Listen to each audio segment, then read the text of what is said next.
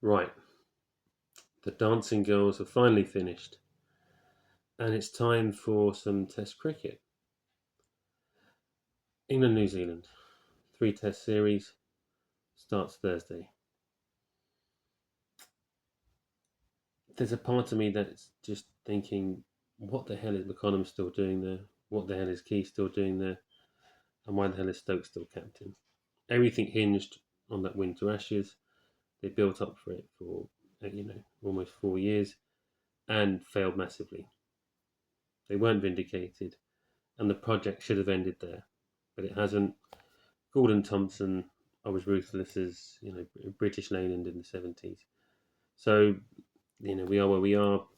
They'll probably see out their contract. We've probably got basically another year and a half of bloody McCollum and Key.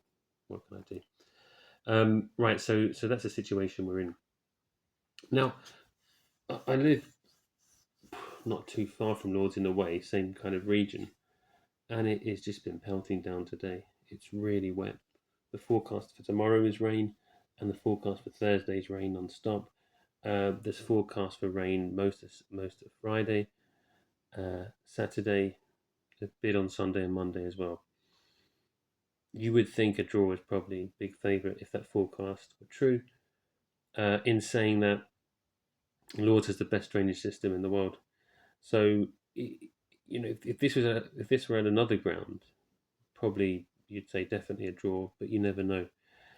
If there is play, and if there is more play than you'd think, it just seems like a no-brainer that you win the toss and bowl, because overhead conditions plus a pitch like that, you could skittle someone out for 150-ish, and you would think Ollie Robinson on his long-awaited return will do some damage.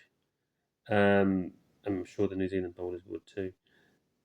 England have got a bit of a dilemma. They've reduced the squad to 12 now, and when I looked at it, I thought, are they going for an all-seam attack possibly because of the conditions? But the BBC reckons Bashir will play, and that the final place will be between Baker and Atkinson. Well, Baker is very much a McCollum pick in the sense that he's not ready yet. He's not a complete article yet, but he's really quick, and that impresses people. So I would definitely go for Atkinson there. So the attack is Tong, Bashir, Atkinson, Stokes, Robinson. I mean, it's not a vintage attack. It's all right. I, I just wouldn't have Bashir there. I don't think there's any point. But there we go. And there's not a point playing him anyway because he's not that good. But actually having him in a game where it's just going to be really good conditions for seam bowling does seem a bit weird. But there we go. Um, it will be the debut for Gay.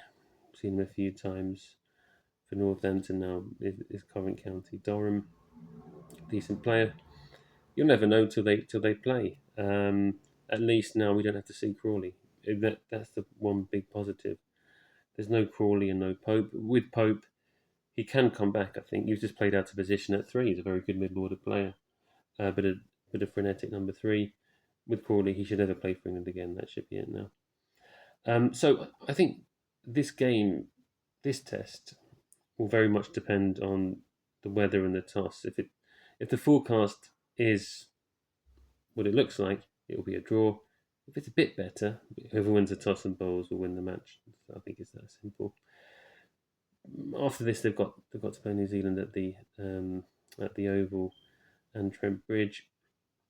I suspect the series will probably be 1-1. Under McCollum, England have shown that they can win the odd game, especially if it isn't against Australia or India. But they are still fallible.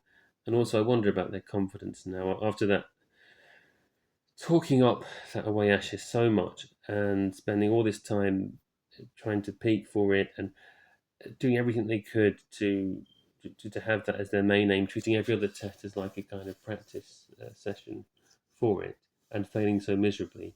that does have to have an effect. And when you get people like um, Gordon Thompson telling McCollum that he has to kind of adapt his game, and McCollum and Stokes making noises about being a bit more sensible or whatever, even though it's taken them 4 years to realise that. It's almost like they've got a kind of modified McCollum after 4 years, in which case, why bother having him?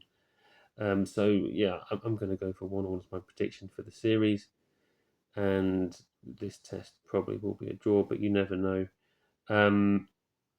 Yeah, so that's it. I think overall the summer is not a particularly exciting one anyway. There's some one dayers against India, but the reality is white ball series that aren't part of the World Cup are just not interesting. They're just easily forgettable, not interesting. No one cares.